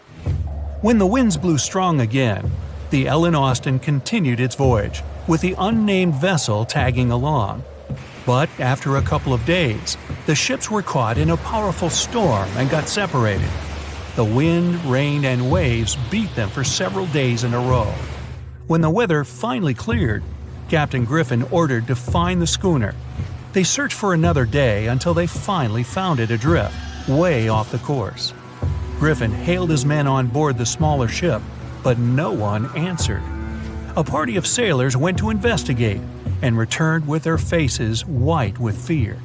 The whole prize crew went missing in the storm. The captain wasn't one to lose such a valuable find, though, and ordered another team to take control of the schooner. Reluctantly, the sailors obeyed, and the two ships continued their voyage. They agreed to stay as close as possible to one another and ring their bells at set intervals at night to let each other know they were fine. Several nights went all right, with bells ringing reassuringly every hour. But one day, a thick blanket of fog fell on the sea and almost completely blocked their vision. The ships went on regardless and started sounding their bells earlier. When night came, the fog was still there, but the bells were the sound of life. Until they stopped. Captain Griffin rang the bell once, then twice. No answer. The crew lit the fires and looked out into the sea intently. but the fog hadn't lifted, and they couldn't see a thing in the swirling abyss beyond the ship's board. Nobody could sleep that night, and they waited in silence until the break of dawn. The first rays of sun made the fog slowly disperse, and the whole crew went to the edge of the deck with heavy hearts. There was still hope in them, until the last strands of the mist went away, revealing a vast, calm, and most importantly, empty ocean. The nameless schooner was gone, and so was the second team of the Ellen Austin sailors. The ship sailed the rest of the way to New York in grave silence. Once it arrived at the port, the passengers were only too happy to leave the vessel, and no one so much as turned their head as a goodbye. That was the ship's last voyage as the Ellen Austin. That same year, it was sold to a German shipping company and renamed Meta. No one ever found the derelict schooner or the sailors that went missing with it. And that would probably be the end of this mysterious and unresolved story, if it held at least a little bit of the truth. In reality, none of the enigmatic things in the narrative actually happened. The Ellen Austin did indeed leave Liverpool and headed southwest to New York, and its captain was really A.J. Griffin, taking people to the American continent. But from here, the story falls apart. First of all, the ship went way too far to the north to pass the Sargasso Sea so closely. There was simply no reason to make a detour so broad. Even though the westerly winds were strong, it was still faster to take them head-on than to go in a southerly direction. So the Ellen Austin was probably nowhere near the Sargasso Sea and the Bermuda Triangle. Secondly, the triangle itself has been proven time and again to be nothing but a work of fiction. In fact, it gained popularity in the middle of the 20th century, while nobody even thought of drawing a triangle in the Bermuda area before that. The mystery was popularized by science fiction writers and became a common myth, while no serious research proved it any more dangerous than other parts of the world's ocean. So the crew of the Ellen Austin weren't even aware of the Bermuda Triangle back then, let alone afraid of it. Thirdly, the whole story was told and retold by magazines and mystery-loving personalities with ever-changing details. It first appeared in a newspaper in 1906 and already had the date wrong. The article said the voyage took place in 1891 instead of 1881. Later, the story resurfaced in 1935 on the radio with the wrong name of the captain. It was Baker, not Griffin. The date was also off, saying the trip was taken in August 1881, when the Ellen Austin was already renamed Meta. The legend grew upon with other strange details, such as the ship's route from London to Newfoundland, which was never the case. But the final debunking came from the archives of Lloyd's of London, the marine insurance market that keeps all logs of trade and emigration ship routes. The documents there say that on February 1881, the Ellen Austin completed its cross-Atlantic voyage to New York without incident. Captain A.J. Griffin offboarded the ship with all his crew hale and hearty and declared no loss of hands during the trip. The voyage took over 2 months because the ship had to fight strong westerly winds pushing it back towards Britain. The crew reported no strange encounters on the way, and the whole thing was as boring as could be. And even the passengers must have been smiling when they stepped on the American soil at last, unaware of the phony baloney story they were about to be a part of. The voyage started just like any other. The cargo ship SS Cotopaxi is making another journey to Havana, Cuba, to deliver coal. It's November 29, 1925. For Captain Meyer and his crew, leaving Charleston Port, South Carolina, it will be the last trip the ship ever makes. Its route ran through the Bermuda Triangle. 2 days into the trip, the Cotopaxi sent out a distress signal. It had got caught up in a strong tropical storm and turned over on its side. The wind was very strong and there was powerful lightning as well. Rain gradually filled the ship's hold. Then there was a bright white flash, and the ship disappeared without a trace. Later, its wreckage was found in the Gobi Desert, which is in a completely different part of the world. All 32 crew members, including the captain, were missing. Of course, the part about the Gobi Desert is fictional. For one of his movies, Steven Spielberg came up with the idea that the ship was moved there by aliens. Still, in real life, the ship was never found, and its crew really did disappear. It was officially declared missing a month afterward, and nobody could find the wreck. It seems like a classic case of mysterious things going on in the Bermuda Triangle. But most mysteries are solved sooner or later. In 2020, the Cotopaxi was found. A man named Michael Barnett had moved to Florida to study shipwrecks off the coast.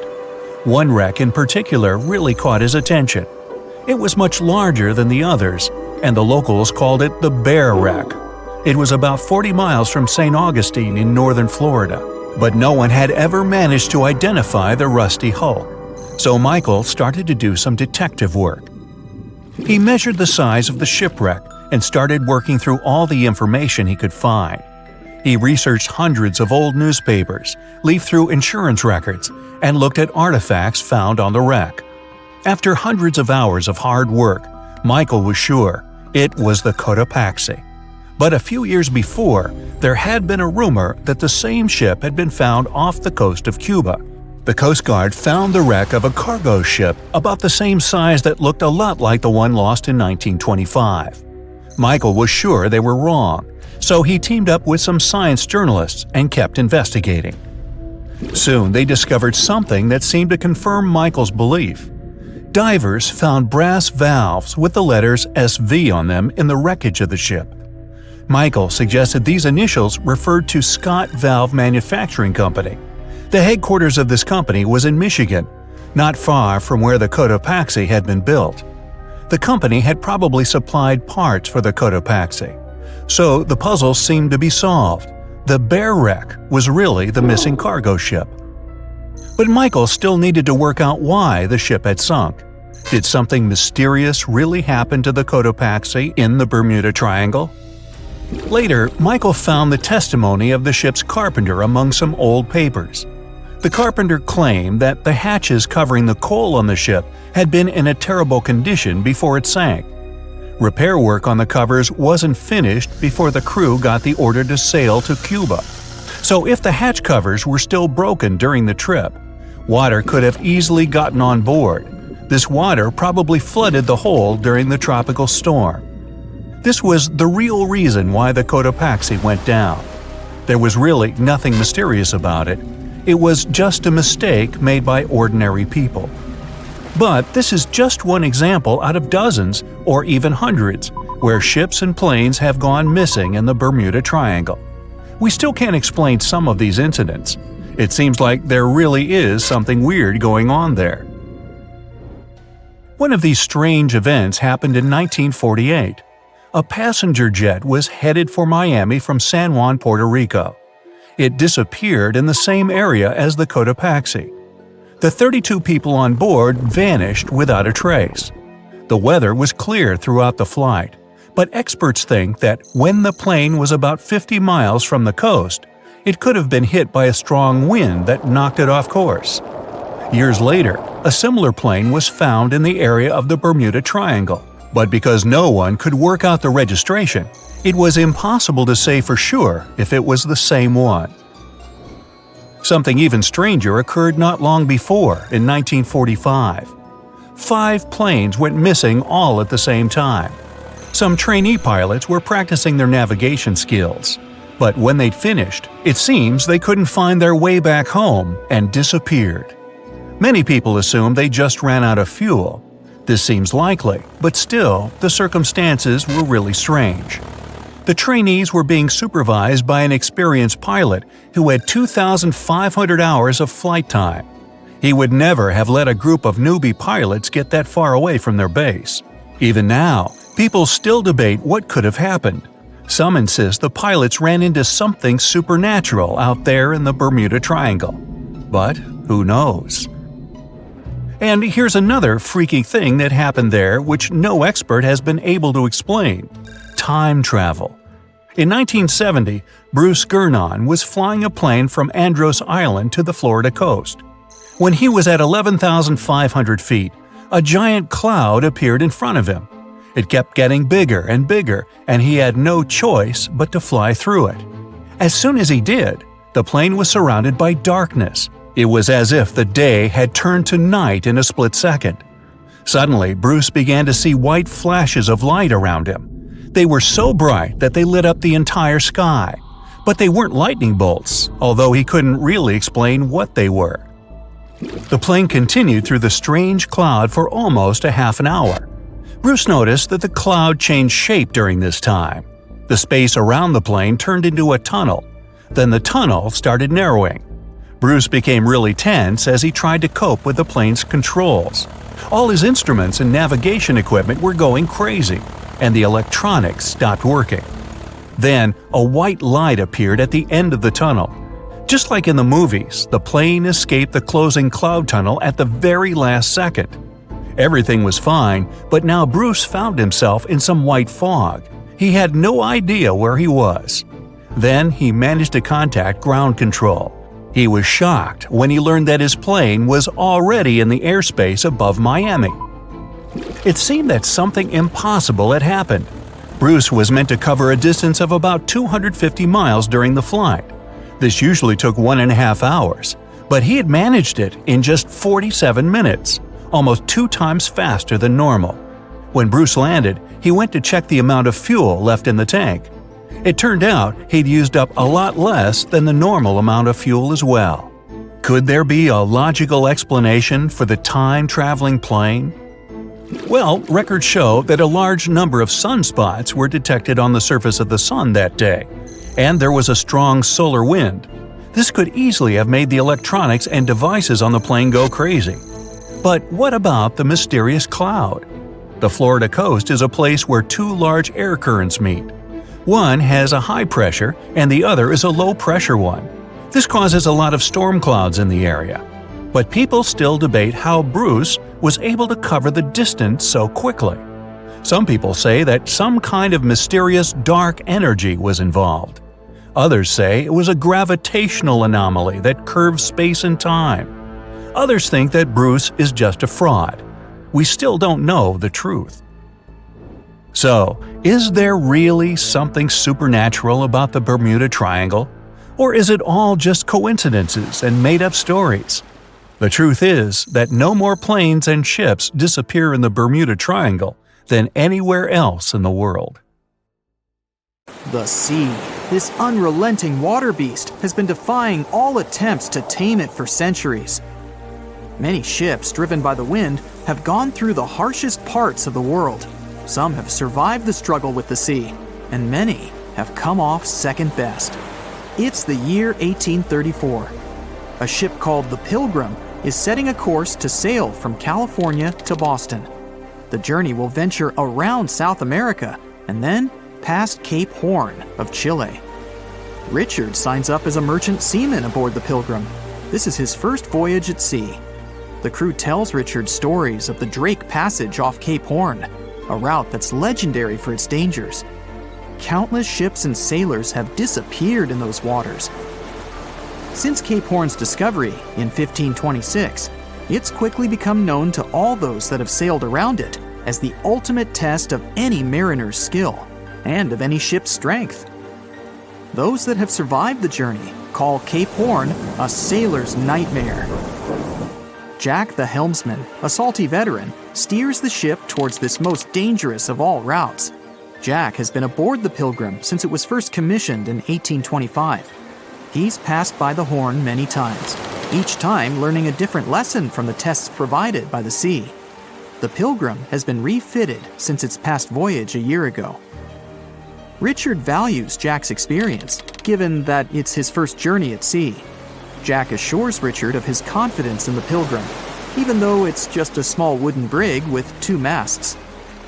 Jack's aware that wooden vessels are gradually becoming outdated, replaced by new steam-powered ships. But Jack prefers the maneuverability of the Pilgrim and would take it over the steel ships any day. Richard is excited to be aboard. There's so much to explore in life as a merchant seaman, but the guy struggles to acquire his sea legs on the boat. Forceful winds make the Pilgrim move faster, providing Richard with a quick introduction to life at sea. At the same time, nothing can prepare him for what is to be experienced at Cape Horn. It's the southernmost point of land before Antarctica. The gap between the icy continent and Cape Horn holds the infamous Drake Passage. Approximately 700 miles between Cape Horn and the Antarctic Peninsula. Strong winds provide an uninterrupted, steadfast journey toward the Horn. But, as Jack tells Richard, the winds are more concentrated at the Drake Passage. They create a funneling effect, becoming stronger and more unpredictable. Richard is unsure of what this might mean for the Pilgrim, but understands that there's no easier route to travel around South America. A few days pass. The Pilgrim sails by the many islands that make up the western coast of Chile. Although the sea has been relatively calm, Richard continues to deal with his lack of sea legs. His movements are still not very graceful. The constant, ever-swaying deck rises and falls, and Richard finds it hard to get used to the motion.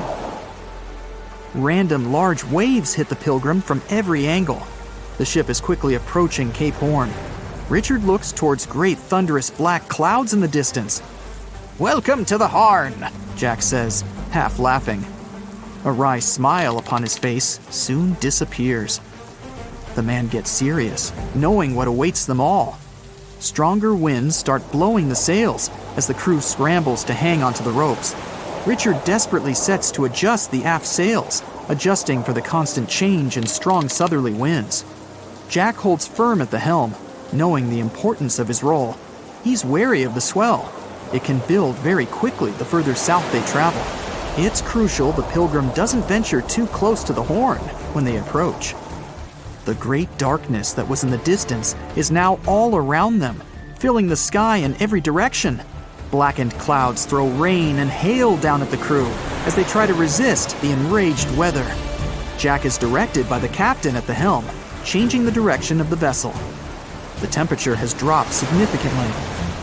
Barely keeping the water from his eyes, he turns toward the port side bow to provide his face a brief break from the torment of the wind. Looking out into the distance, the man sees the Horn standing alone, surrounded by mist. It's a haunting sight. He steers the Pilgrim along the face of the Horn, the distance getting shorter. The waves shrink in height since the depths become shallower. But these waves are much steeper, and their angle can cause more damage to the wooden vessel. Jack's unsure how much of these waves the Pilgrim can take before the hull is breached. Richard, still posted at the aft sails, watches the water and icebergs floating by. He's unsure how large they actually are, since they're mostly hidden underwater. But he knows to alert Jack if any get too close. Just one iceberg hitting the Pilgrim will be all that the hull can withstand. Dutifully, he watches over the side and into the distance. Icebergs aren't the only thing to look out for. Rogue waves are common in these seas as well. The connecting Antarctic and Pacific Oceans, mixed with stormy weather, form waves together. This creates much larger rogue waves. Such waves have been known to reach up to 100 feet tall. They can destroy most vessels in their path. It'll surely be the end of the Pilgrim if it comes across a rogue wave. Strong currents adjust the route of the Pilgrim, as though the Horn is trying to lure the ship toward its rocky shallows. Slowly, they are getting pulled closer toward the Horn. Jack is fighting the current at the helm. Spinning the wheel, he strains his body as much as he can. Grunting, he plunges the wheel from the port side to starboard and back again. The captain keeps yelling directions. To a novice, they're extremely confusing. But Jack, a hardened veteran, continues to interpret the directions with ease, steering to readjust their course away from the Horn. The captain orders Richard to assess the hull below the decks. With the level of pounding the Drake Passage has provided so far, it's surely harmed the ship in some way. Richard runs to the deck as another sailor yells something at him, but the noise of the sea makes it difficult to hear. A wave hits the side, flowing onto the deck. Richard manages to hang onto the mast before he's almost swept overboard. The entire front deck seems to be underwater. Hanging on as the water rolls off the sides of the ship and waiting for it to clear, Richard watches the Horn slowly go past. Still, it beckons toward the Pilgrim, as though asking for its dues from the crew. The currents are still pulling the ship, while the storm is raging on, with no end of the struggle in sight. The storm is growing ever larger and fiercer. Richard gathers himself to head below and assess the damage. After a slow descent to the lower decks, Richard can finally look over the hull from the ship's quarters. There's no damage from what he can gather. But he's shocked by the depth of the water inside. It's now at waist depth. Cups, amongst other things, float in the water. Even inside the ship, the guy can't escape the waves. Unable to make sense of it all, he stands frozen, listening to the almighty power of Mother Nature outside. The sea roars even more wildly, waves constantly thudding against the hull. It sounds like a somber drum beat, a slow countdown to the demise of the Pilgrim. Richard forces himself back to the terrors of the above decks, grasping onto the rails to carefully walk the slippery stairs. He leaves the disturbing creaks of the wooden decks. They're soon replaced with the strained sounds of the ropes, the yells of other sailors, and the deafening roar of the sea crashing all around him. Jack is at the helm, focused on his role, still fighting the wind and the waves, even with the addition of ice and frost. It seems that the world around him has set its heart to distract the man from his duty, but Jack pushes on determinedly. For 9 days, the Pilgrim fights the constant changes in stormy weather, facing all kinds of obstacles, but the ship manages to make it through. As they leave the storm behind, the crew sets their course north for their final destination. The sight of the sun peeking through the dark clouds is the most relieving thing Richard has ever experienced.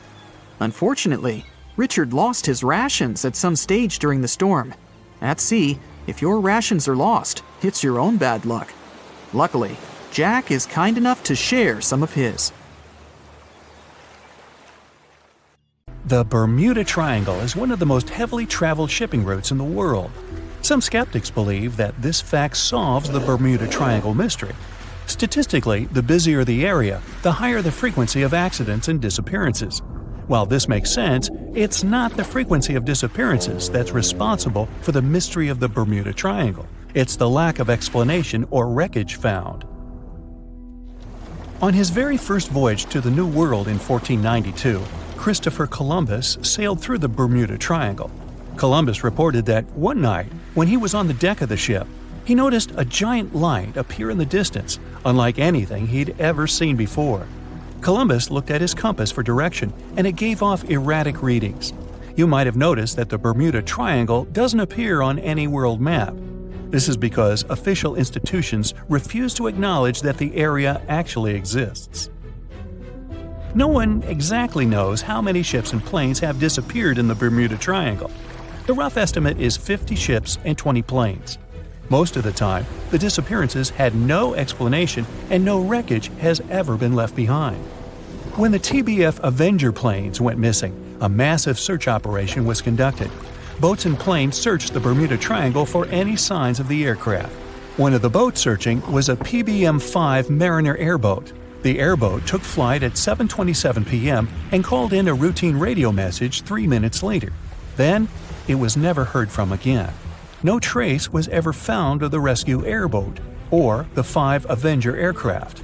A huge investigation was launched into the disappearance of all these vehicles, but nothing was ever discovered. The Bermuda Triangle is home to some pretty intense and unexpected weather. Storms build up quickly and unexpectedly, then disappear soon after. If you blink, you might miss it. This could explain why few distress signals are issued. Pilots and sailors never saw the weather coming. A popular theory suggests that rogue waves are responsible for the many disappearances. Rogue waves are called extreme storm waves by scientists. They occur when different weather patterns take place at the same time and cause large, unexpected waves that reach up to 100 feet tall. Witnesses say that the waves look like giant walls of water. These waves could explain why ships go down fast and without leaving any trace. Just off the coast of Japan, you'll find the Bermuda Triangle of the Pacific Ocean. They call it the Devil's Triangle. Between 1950 and 1954, 9 ships disappeared in this area without leaving a trace. The ship Maroon 5 was sent to investigate these unexplained disappearances when it also vanished.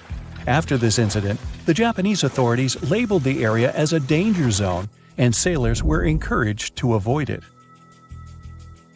Some people blame all disasters on the extraterrestrial paranormal activity. Others suppose it's all about raging natural phenomena. Some scientists believe the cause of anomalies is the environmental changes.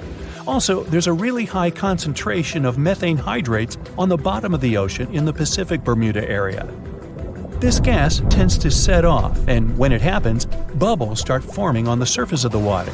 These gas eruptions can interrupt the ability to float and can easily sink a ship.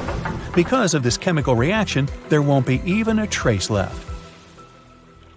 Underwater volcanoes are said to be another possible explanation for the Japanese Dragon's Triangle. In fact, they can take down even small islands.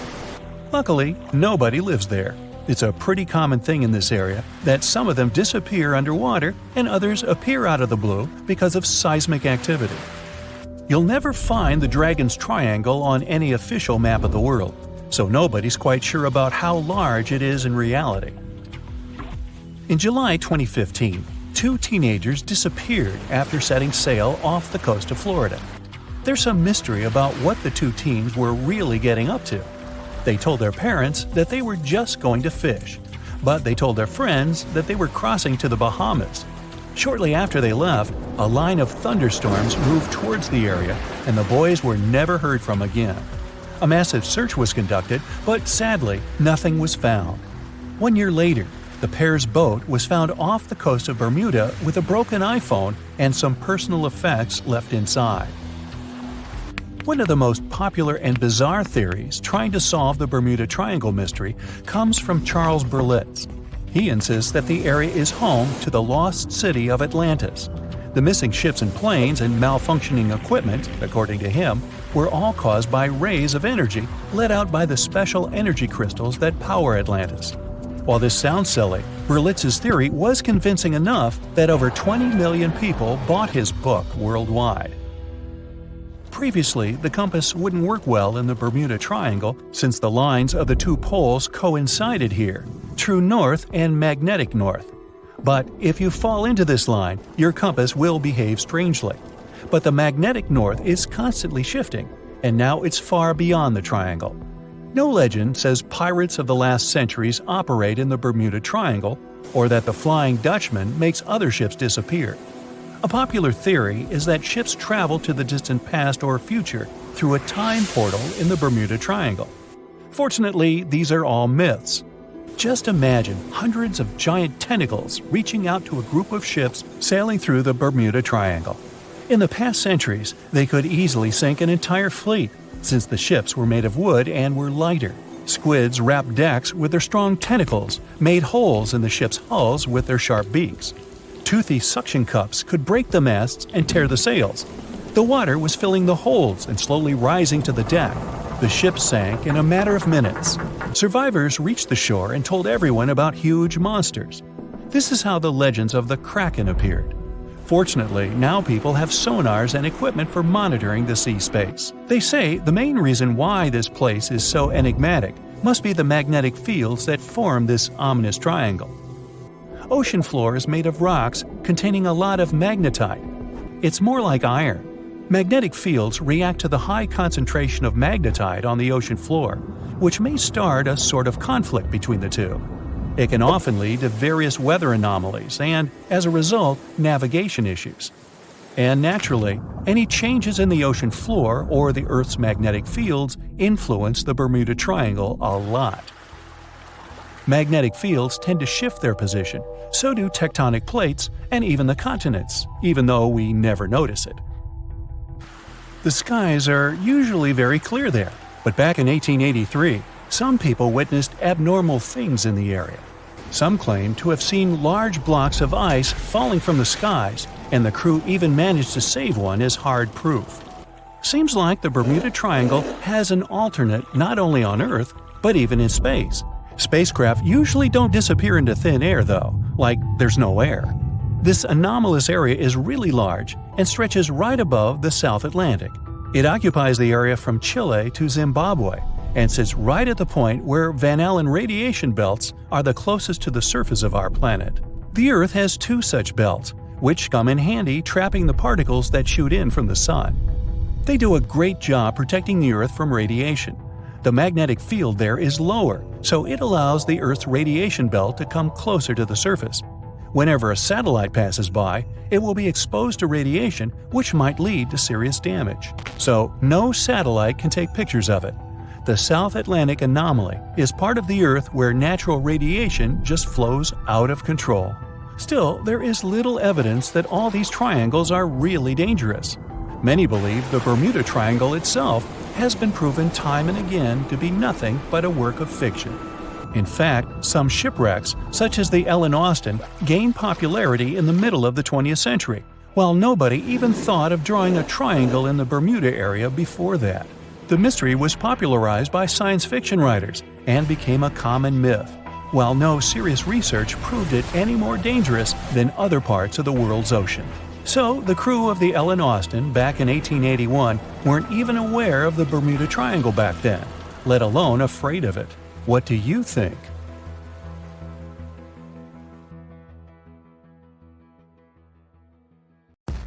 It's 2018. You get up early in the morning to go ashore and catch some fish. You come to the spot you were yesterday, throw the hook into the sea, and wait. The float is twitching. You've caught some fish, but hey, hello? Why aren't you doing anything? Right now, you don't care about the fish. You're looking at something in the distance. You open your mouth in surprise since you see a huge ship stuck on a shoal. It wasn't here yesterday, so it got here at night. Okay, it'll probably sail away sooner or later. You fish for a few more hours. During this time, you observe the ship and notice no movement there. Is it empty? Boats and the Coastal Service are sailing from the shore to the vessel. You decide to check it out too. You get in your old boat and go there. The mist descends to the water, making the ship look creepy. The colossal vessel is rusty and empty. But where is the whole crew? And how did it get there? The Coast Guard comes on board. They search the hold, the cabins, and the upper deck. There's someone's stuff, some remnants of food supplies, notebooks, and clothes. Everything suggests the crew has disappeared for some reason. Fishers who noticed the vessel first didn't see anyone coming down from the board. No radio signals were sent to the port, and no one reported about the ship. It appeared here from nowhere. The only chance to get any information is to look at the number and name of the vessel.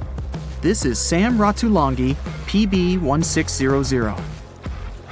The Coast Guard checks the information, studies the data of all the country ships, and no way. One company built the boat in 2001 in Indonesia. People used it to transport heavy loads across the seas around Asia. The ship had been properly operating for 8 years. People were delivering industrial goods to different points in the region, but something went wrong. In 2009, Sam Ratulangi was sailing near the coast of Taiwan, and that's it. There were no further records about it. There were no reports in any port. Everyone thought it must have drowned, so no one had been looking for it for years. And then, 9 years later, it appears here, big and rusty, off the coast of Myanmar, without sailors, without fuel. An investigation starts. City services are trying to find out the names of all the sailors working on the ship and find clues that would lead to solving this mystery. They also hope the ship owner will appear soon. They find 2 tow ropes on board. This means that some other ship towed Sam Ratulangi to this place. Then they identify and find 13 crew members. These people say they wanted to reach the factory in Bangladesh to repair Sam Ratulangi. Another vessel helped tow the ship, but then 2 cables tore off, and a storm began. No one wanted to stay on board during such weather, so the crew members left it. No one knows what the ship has been doing for the last 9 years, and how it was possible without people on board. And here's another, much more mysterious ship story.